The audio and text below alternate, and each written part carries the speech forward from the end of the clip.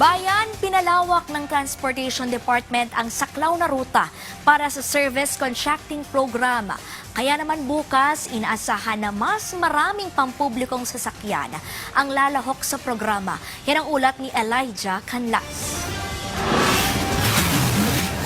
Pinalawig pa ng Department of Transportation o DOTR ang Service Contracting Agreement sa pamamagitan ng pagpapalawak ng saklaw na ruta at pagsasaayos ng onboarding ng mga kwalipikadong drivers sa Kamaynilaan. Nagsimula na noong nakaraang Miyerkules ang Net Service Contracting Program, ngunit naitala ang matumal na pagsulong nito sa unang linggo. Dahil sa antala sa proseso, ang Transport Department na mismo ang nagpunta sa mga terminal para pabilisin ang pag-onboard sa mga driver at operator. Inaasahang pagdating ng Lunes ay nasa higit 19,000 jeepney at UV Express na ang babiyahe sa ilalim ng nasabing programa. Tugon ito ng pamahalaan sa pangangailangan ng mga drivers at para na rin mabawasan ang hirap na dinaranas ng mga commuter. Kaugnay nito ay nailabas na rin ang fuel subsidy program na may pondong 2.2 bilyong piso para sa mga kwalipikadong benepisyaryo. Ayon kay Transportation Secretary Giovanni Banoy Lopez, nasa 1.2 bilyon na ang naipapamahagi sa pamamagitan ng mga bangko at e-wallets.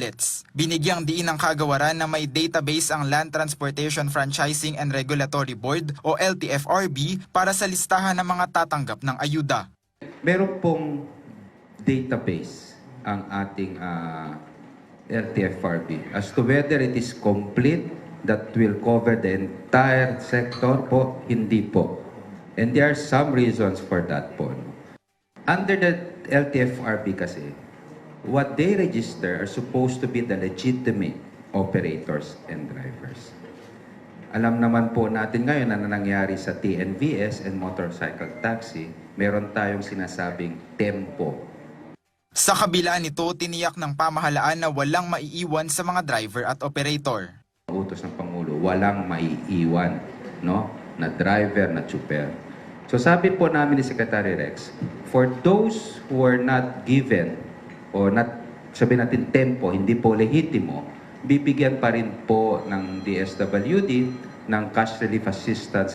Bahagi rin ng programa ng DOTR ang Fuel Subsidy Program mula sa mga piling gasolinahan. Sa ilalim ng programa ay makakakuha ang mga driver ng 10 pisong discount sa bawat litro ng krudo na may limitasyong hanggang 50 litro kada linggo. Sa kabila ng kasalukuyang hamon ay nilinaw ng kagawaran na batay sa kanilang datos ay hindi pa matatawag na ganap na krisis ang sitwasyon sa bansa. High Ako prices po, ng fuel. categorically hindi ko masasabi, and I'm quite sure based on the data naman, no, na may transportation crisis. There was a time, I think 2 weeks ago, at least ngayon po, ngayong araw, 2 weeks ago, may mga transport modes, may mga buses na talagang medyo hindi nila pinabiyahe yung entire fleet nila, no? But that alone cannot constitute a transportation crisis. Patuloy rin na hinihimok ng gobyerno ang publiko na gamitin ng mga pampublikong sasakyan para sa diskwento sa pamasahe at bilang paraan ng pagtitipid sa konsumo ng enerhiya. Ipinaliwanag din ng DOTR na may ginagawa na silang paraan para sa pag-upgrade ng mga driver mula sa tradisyonal tungo sa modernong sasakyan. Maganda yung EV, walang problema po dyan. But to require it as to mandate it as the sole transportation system, hindi hong magandang polisiya yan sa pananaw ko.